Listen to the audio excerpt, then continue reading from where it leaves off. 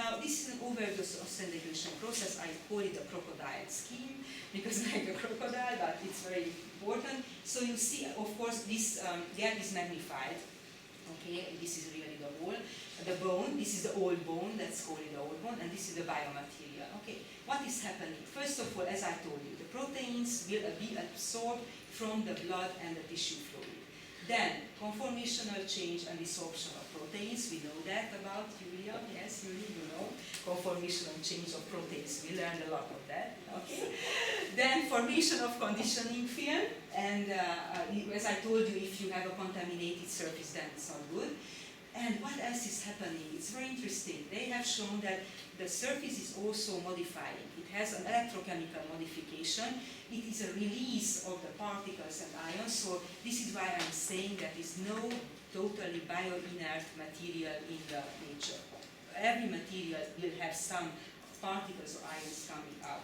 And then the rest is very well understood by doctors: inflammatory and connective tissues, release of matrix proteins, lamina limita, some Latin words also we should integrate, and formation of new bone. But I will not bore you with these details, but this is what is happening. And by the way, yes, I should not forget, it is already detectable that 2 micrometer of bone is forming in 1 day. Okay, so we can measure this very nicely, and then slowly the gap will be closed. Now, hopefully that you understood until now what I was telling you, that the bulk is also very important, but we are dealing with the surface because the surface can be manipulated. We can be manipulated in that respect that we want to modify because we want to improve some aspects of the biointegration or of the osseointegration. Now, so we found out that these processes can be controlled, and we have 2 classes, the physical chemical methods and the biochemical methods. For a few years ago, they were making a difference, so they were saying we have 3 classes, physical and chemical and biochemical, but I would say, I would like to say that physical chemical are usually hand in hand, so I like more this classification. And now we are going to the second part. This was the introduction. I hope that you enjoyed until now. It's okay? You understand? Okay. So if I wrote a book chapter, if somebody is interested, then you can download it. It's an open book, access publisher. What I know about surfaces is written here. Then going to the goal of the physical chemical methods is that we want to change the charge, the morphology, and the chemical composition of the surface. Why? Because we want to increase the adhesion of the cells. Yes, so it is very important. And also we want to make an optimal surface for the biomolecules, proteins, and calcium phosphate crystals. So this is the very important goal. Now, what kind of methods we can see, and more practical stuff will come now. So as I told you, the acid etching is one of the chemical surface reactions. And this is already, of course, acid etched and also sandblasted. I highlighted with red that usually these 2 are already done in the factory. Then you can work on ion implantation, which means that you implant on the implant ions. And typically they are bombarding in the factory with nitrogen ion because they will increase the mechanical stability of that implant. Is very much used. Then you can have pulse laser deposition. I will tell you also some literature overview about that. And then you can coat the surface with calcium phosphate. But with the coating of the surface, we stop here because the biochemical methods, it is a very sharp distinguishing that if you coat calcium phosphate or hydroxyapatite, that is still a physical chemical method. But if you coat already with a peptide or a protein or an enzyme, that is already a biochemical method. So this is the distinguishing between them. And then, of course, laser ablation, what you can see here. So all of these will make you a surface with modified roughness, for sure. Yes? And here you can see, I will tell you about this calcium phosphate, and these are our excimer laser treated dental implants. Now, why it is important, the surface roughness? This is the work of biologists and biophysicists also. They have shown, and we have also very good clinicians from Budapest working on that, they have observed that osseointegration on rough surfaces is better. And why? Because the contact area will be bigger for the cells which are coming. So you will have a morphological, we are calling it that, or mechanical fixation. Then they have established, and we have here strong articles behind them, Kinga and Baharo, they are very often cited, that they have shown the three most important cells which are integrated in the biointegration of these dental implants are the epithelial cells. I will show you some pictures about them. And they have shown that they like to attach and proliferate on smooth surfaces. Smooth, it means that the roughness is smaller than 0.5 micrometer. I'm sorry, it changed. This is a micrometer. Then the fibroblast cells, because they like to be everywhere, they like all surfaces. So this is coded in themselves that they like every surface. The osteoblast cells, they will show a better activity or metabolic activity on rough surfaces, and as I told you, the rough surface is more than this one, yes? So bigger than 0.5 micrometers. Mailer had showed also that it was also increased the cell activity based on the, and also we have animal experiments and so on. So therefore this is already established at the late 1990s that every dental implant has to show rough surface on the root part. Now, going to the application of lasers, I will not go in details, but I want to show you that already they try a lot of lasers in the surface modification. Which one is more effective or not, you will, of course, you can read yourself and so on, but what I wanted to show you that we have a high spectra. So they are using RDO, they were doing for irradiation, peri-implant treatment and so on, and we have bacterial and also animal and human experiments.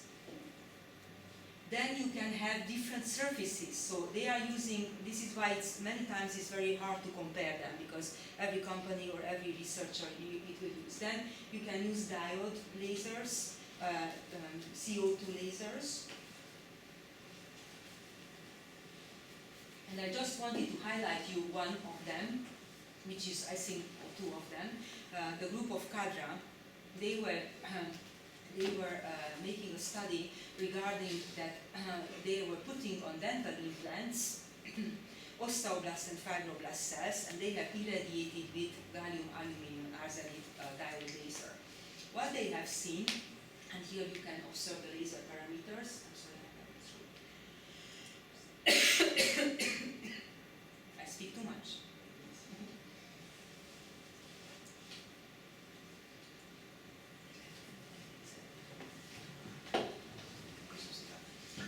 So here finally you can see some cells. These are scanning electron microscopic images, and they have seen that they can even measure for the human osteoblast cells that the production of osteocalcin and TGF-beta production, which means that they are living there. They are living really there. They are living there. They can work also after the diode laser irradiation, and this is also for the human gingival fibroblast. Then, if we go further, speaking about neodymium, these are the most commonly used lasers, by the way. They have some advantages and disadvantages I will show you. We can speak about only just an irradiation and also ablation on different surfaces. And the results are containing the microbial ablation when they want to get rid of microbes. Then we can have some result on the optical microscope and osteoblast and also animal studies.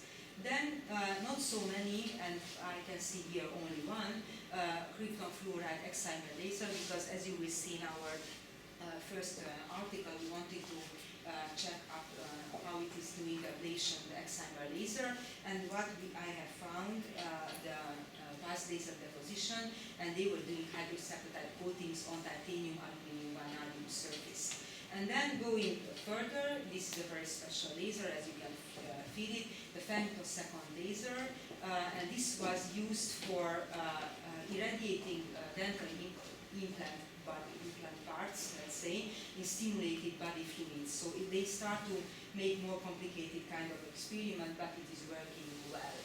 So I highlighted here some structures because they look really nice, and what you can see that this femtosecond laser was used, so the plate, titanium plate, was not irradiated in air, it was irradiated in stimulated body fluid, which is a so-called mimicking the body fluid, and they have found very nice cellular, this is a cell which is attached to these structures, and they have found very good in vitro results regarding that. So we have a huge amount of experiments already going on with these lasers.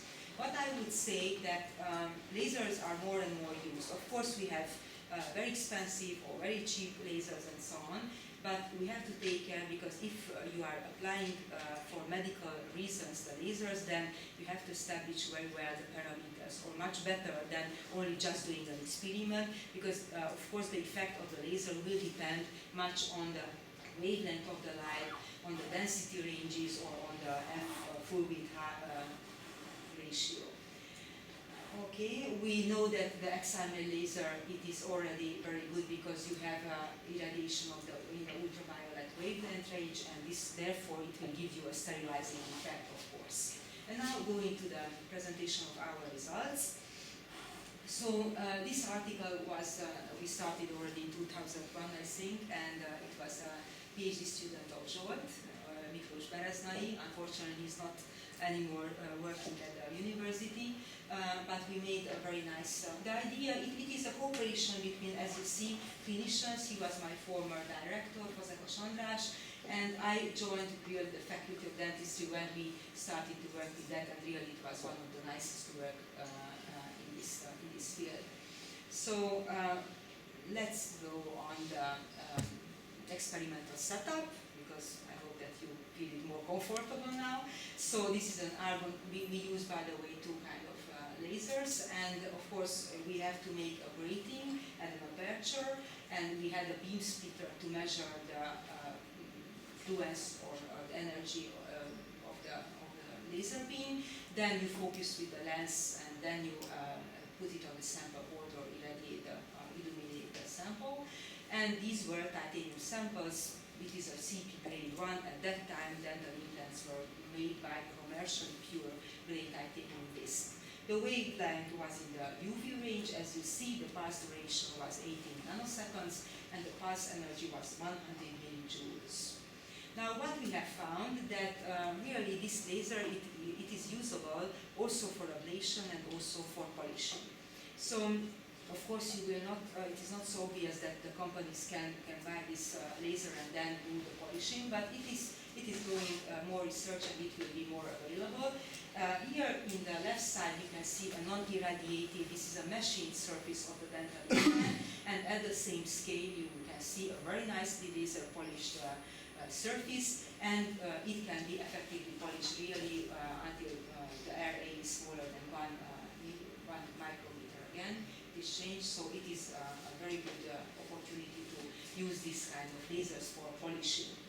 Then we went further, and we changed the pulse number and also the incident fluence, and we used, I think this was a copper grate, yes, grating between the sample and the laser light. You can see here the parts, when I remember when we have seen first these scanning electron microscopic images, we were very happy because we could do a nice enlargement of this surface. So you can imagine that the cells will like more to attach and go in and in these holes. But unfortunately, these limbs are not good because they are already coming from the melted titanium, and if they break down, then they will contaminate the patient. Yes, so it is not cleanable. So we went further, and I think that it was Zsolt's idea, yes, I can say, that we should use a better laser, and this was the 0.45 picosecond crystal fluoride XRML laser.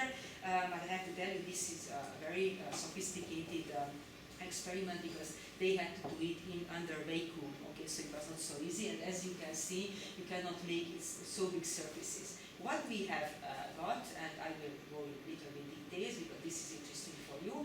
So as I told you, for surface science method, usually we use the SCA, or the XPS, how we say. We have it here. How many? We have 2 of them at the university. I think 1.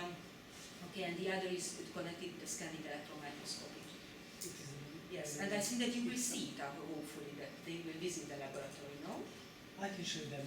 You display one, okay, because I have seen. So we are using, you know how it's functioning the ESCA, yes? So you have to put in the vacuum, and it's very simple.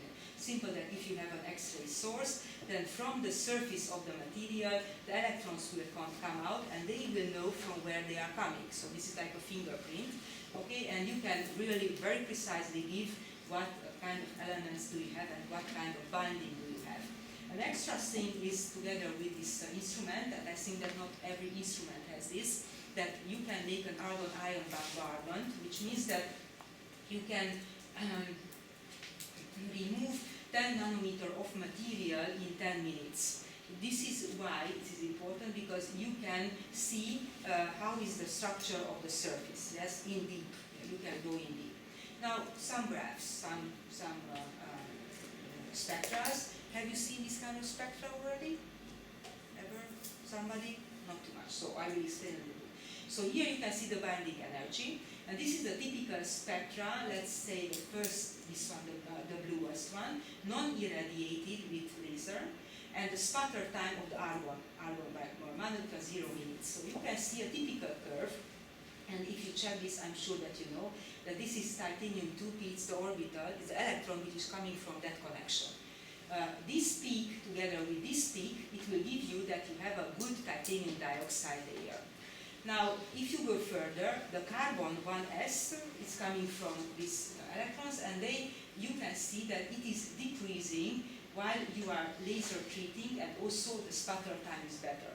Which means what? That usually you have and because you know that the most abundant component in the air is the carbon of serious contaminations will be decreased. So therefore, we could prove that the laser will clean the surface, which is in some respect is obvious because it's a UV light, yes, and it is cleaning.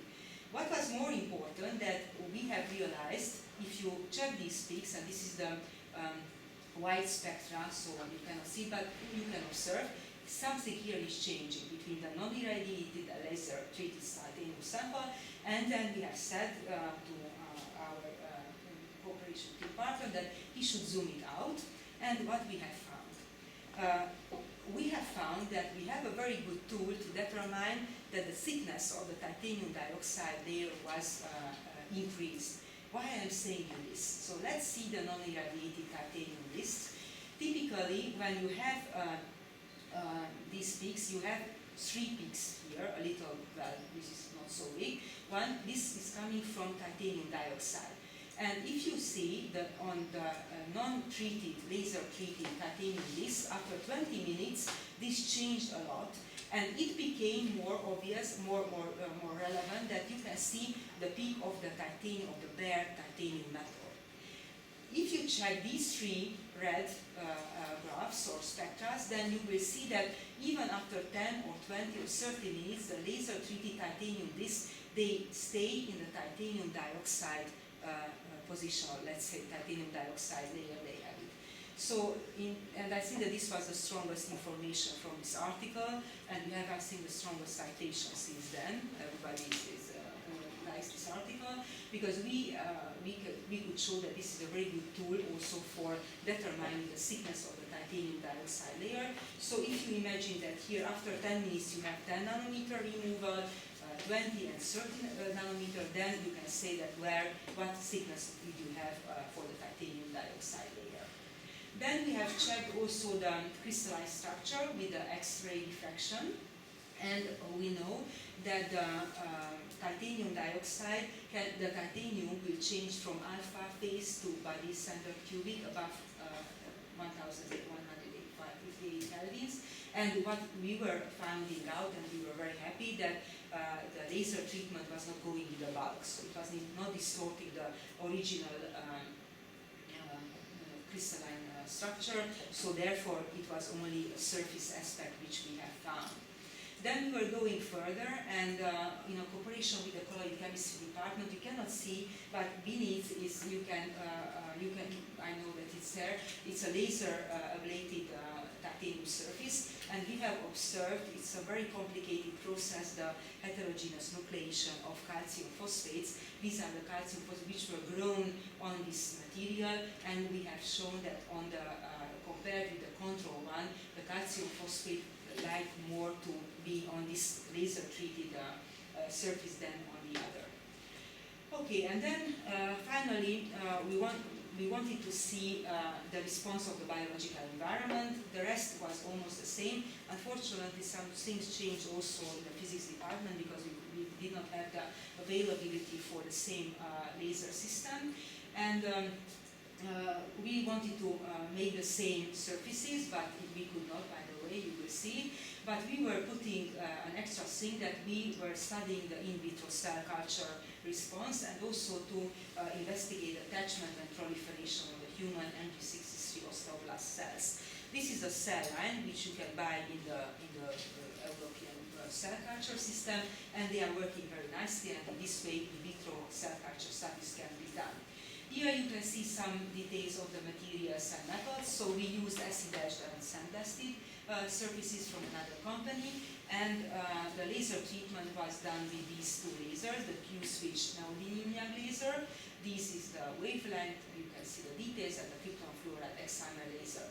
We performed again the same surface ion methods, optical microscope, scan, SEM, AFM, and XPS, and we were working with attachment and proliferation measuring of MD63 osteoblast cells.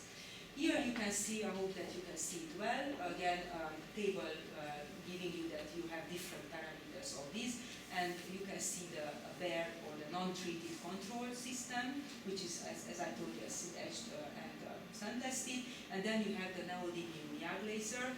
You can observe that you have whitish spots which tells to you that already macroscopically that there you have metal titanium, which is not too good to have metal titanium. And this is true, you will see the XPS spectra prove that. And then you have this is how we could perform the excimer laser. Unfortunately, these are only patches, so you cannot make uniformly on these discs. It was not easy to make them, but this is what we could do. Now, before going in, I only introduced these lasers only to show you some applications. I'm sure that Zsolti will tell you more applications, but just not to forget that the neodymium YAG laser has a very huge application in industry, etching and engraving, but also medical application like in ophthalmology, in retina, glaucoma treatment, and so on. Then in oncology, skin tumor removal, in cosmetics, and in oral medicine, in dentistry, soft tissue operation, gingivectomy, and periodontal applications are already very much used. Regarding the excimer laser, and I have highlighted some things, you know, this excited dimer and so on, microfabrication of organic materials, polylithography, fabrication of chips, and precision eye surgery, the LASIK, the vein surgery is done, and also you have dermatological applications like psoriasis, vitiligo treatment, which are very complicated, by the way, dermatological problems of the patient. Now, going back, so these are the optical microscopic images. You can see this is a neodymium YAG laser, so it's more shiny already. And also on the control surface, which is rough and so on, this is how it looks like. And this is the excimer modified with smaller and bigger magnifications. If we go to the scanning electron microscopic images, then this is a typical control, acid-etched and sandblasted, and this is the neodymium YAG laser treated. Unfortunately, you can observe very well lamellas, cracks, structures, different rims and holes, and these are not too good. And when we have got these images, then you're wondering whether somebody else also have found, and yes, I have found this article, the same, is coming from Turner and co-workers, so you can see almost the same, but I think this is a better scanning electron microscopic image than theirs, so almost the same parameters they have applied, so the same structure we have found. I don't know, this is an article which I like very much, and I am sad because we were not doing this one. This Brönemark, he is the son of that Brönemark who was, I was telling you that he was working a lot in osseointegration, and he followed his father's footsteps, and they were making this kind of very nice dental implant with neodymium laser. And well, of course, the details are not published in the publication, so we cannot reproduce it. I'm sure that it is good. These rounded forms are very good, and also filed, filed and his co-workers were doing. Usually the cells, we know already that they need a very good roughness, and also not too etchy surfaces. They like more the rounded surfaces to catch on them. Okay, then surface modified with neodymium laser. I don't know why I lost here the N. Okay, I'm sorry for that. So we can see several kind, multi-coronine, Halgren published this kind. They see the same, what we have seen in 2003, that similar, that you can see rims here, and it's very complicated procedure because you have to turn the dental implant to wait for that and so on. So it's very, well, it's just really for research now at this stage, and contamination is very important to avoid. And then if we go to the excimer laser, then again you can see here on the left side the control, and then you can see the excimer. These are some layers, but you can see here the nice rounded forms. I was very sad, I have to tell you, because we didn't see the same, what we have seen in 2003, this would have been, but it was not available. And we should not forget that this laser, in the krypton fluoride laser used in 2003, it was used in vacuum, and it had a much shorter full maximum. And the pulse was also another thing, but this is how it happened. This is the experiment, what they could do to us. Now, if we go back to the excimer laser, what you can find in the literature, then I have found two most important publications. One is our co-workers, Schmonstomi and Obela, and they were doing pulse laser deposition of tooth material. I know about that because we were giving them the tooth, yes, from the patient who were extracted some tooth, and they were all grinding, and so it was not easy, and putting on the pulse laser. It's a good thing, but the problem was that you never know what kind of structure will stay there, so it is not a too viable method, by the way. And then you can see here that Dinda, they were also doing pulse laser deposition of hydroxyapatite, which is a much cleaner or much more well-determined composition material, and they could even show some nice structures, and I think that this will be really possible later on if we can make it much more cheaper, this method. Okay, going to our XPS measurements, so we were measuring, and what we have seen, again you can see the spectra with the typical oxygen and titanium, and if you zoom it out, we have found what we could see also microscopically, that on the neodymium laser treated implant, you could see titanium 3+. So it is not coming from, it's not titanium 4+, which is for titanium dioxide. It means, and also metallic forms appeared here, and this means that you will not have the native titanium dioxide layer, which is not a good thing because you need to have a titanium, a very clean titanium dioxide layer. The excimer laser, it's a very big advantage of the excimer laser compared to the neodymium, that it will not provoke this kind of formation of titanium 3+ and metallic forms. And then this was a mistake of the mistakes, it was not our mistake. I think for 1 year the atomic force microscopy was instrument, it was not working, it was under reparation, and unfortunately we could measure the surface roughness only after 1 year, and what we could see that the control, which was acid etched and sandblasted, the treated surfaces were half of that roughness, which means that you will see that our cell results also will prove that it's no sense to make less rough surface with the treatment. You need to make a rougher surface in order that the cells should like it. So this was a problem.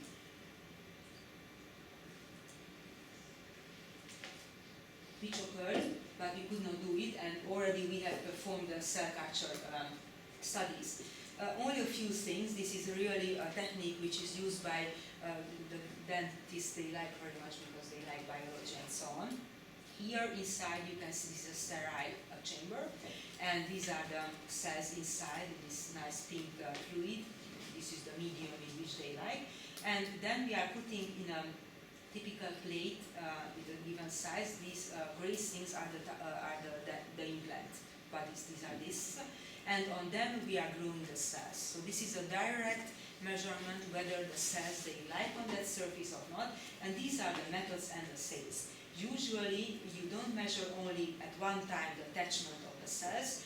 For their viability, it's very important to measure also the proliferation of them. The proliferation, it means that already they start to feel good on the surface, and also to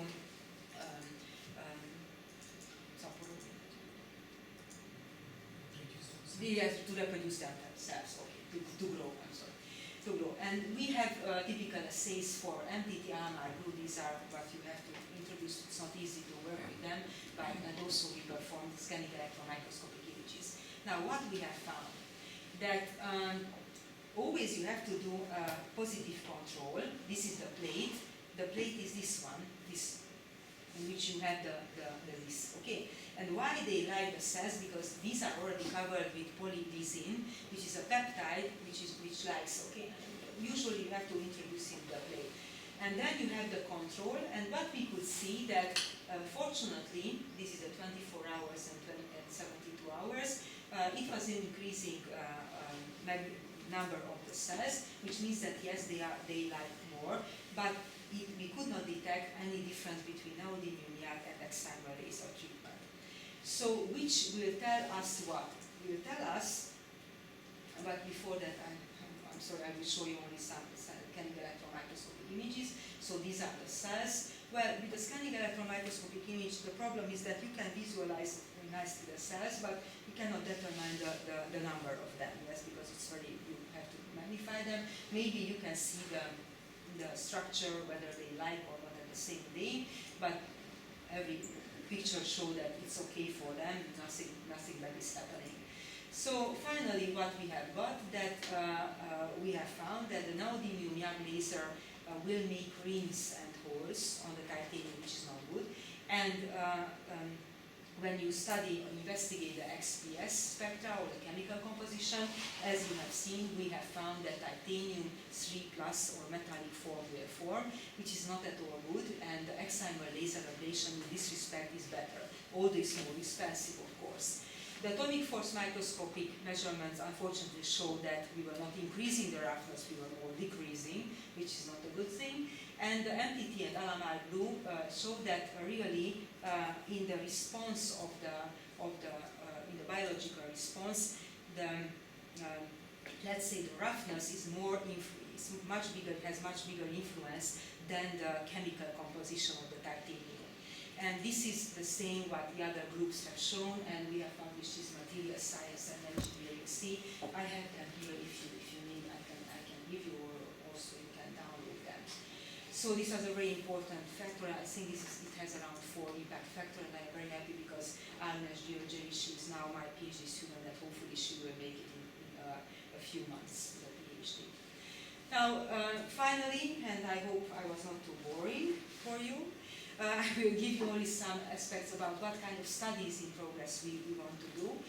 This is not about laser. These are, as I told you, the contamination of the dental implant comes from the bacterial attachment.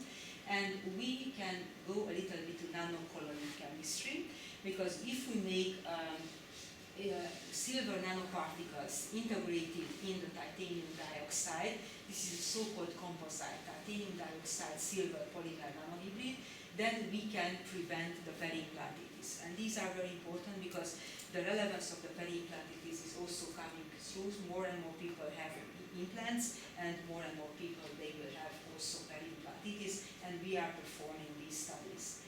And not to forget another application, I think that you have heard already about photoacoustic system.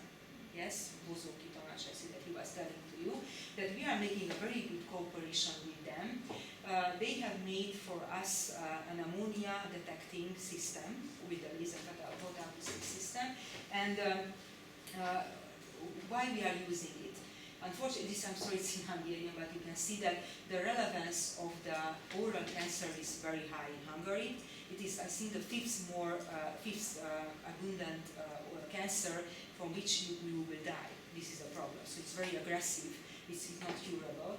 And we want to check, or make, maybe, hopefully we'll make it in a few years, that and the clinicians told me always, and this, the idea was coming from here, that the patient who is coming, who has a tumor, it has another smell. And of course the dentist, they smell it. And we want to detect a parameter with this kind of system, which you can say, and this would be very good for early diagnosis of oral cancer. And now we perform this, we have already the oral chromal helimeter. These are the volatile sulfur compounds. This is, by the way, the back of the tongue, where you have the cilias and the bacterial biofilm. It makes you the bad breath, by the way. It's not coming from anything else. And we can measure, and it's very good because it's a non-invasive method. And we have already very good results and published, I have here also. So working about lasers, it was this idea. I have to tell you this story and to finish, that with the motto of Albert Sandler, which I like very much, that when we were dealing with the surface modifications and I heard first time about LI, then I went to Professor Gábor Szabó, to our rector, and I was asking him whether we can do something with this surface modification, and it was his idea to go to the laser photoacoustic system. But I would like to say that I see some ratio, and I would like to discuss with you also that I understand that we want to use LI not for surface modification, because that can be done with other laser, with other secondary we don't have to use. But I would see a possibility in let's say, investigating the processes at the interface, because we don't have good tools. Fluorescence tools are very good, and I am applying always, I would like to apply with fluorescence applications and so on, but maybe we could also think about that, because the processes at the interface are still not yet established very well and found and so on. Okay, so thank you very much for your attention.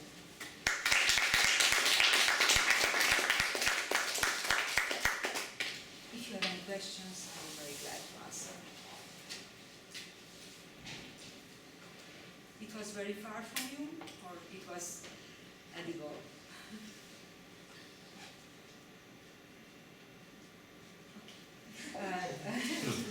No problem. So if you can find me also on that. Yes, of course. I was too quick. Yeah, I'm sorry. Can you make the implants transparent? Why? Yes, optically you would like.